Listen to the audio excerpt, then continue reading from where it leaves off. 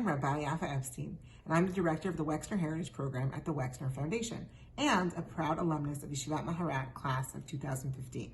Welcome to Day 6 of Maharat's 10 Days of Torah for Pesach.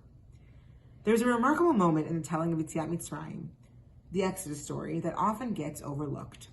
During the Eser Makot, the 10 plagues, when God is raining down immense suffering on the Egyptian people, the Torah tells us that Moshe actually prays on behalf of the Egyptians. He prays that the plagues come to an end. Not once, not twice, but 4 times. After the plagues of Tzfardea, frogs, Arov, wild animals, Barad, hail, and Arbe, locusts.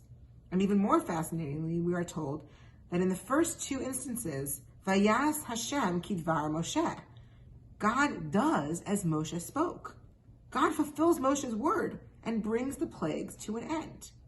Indeed, the Abarbanel says this is a moment where Moshe acted on his own and promised Paro he would take away the pain of the Egyptians without God telling him to do this. Why would Moshe want to do this? Perhaps this goes back to Moshe's origin story. If we recall, from his very beginning, Moshe is raised by 2 mothers, a Jewish mother, Yocheved, and an Egyptian mother, Bat Paro. Throughout his life, we see that Moshe is torn between his 2 identities. Perhaps he really cannot stand to see the people of Egypt suffering. And in general, Moshe is someone who can't stand to see the suffering of anyone.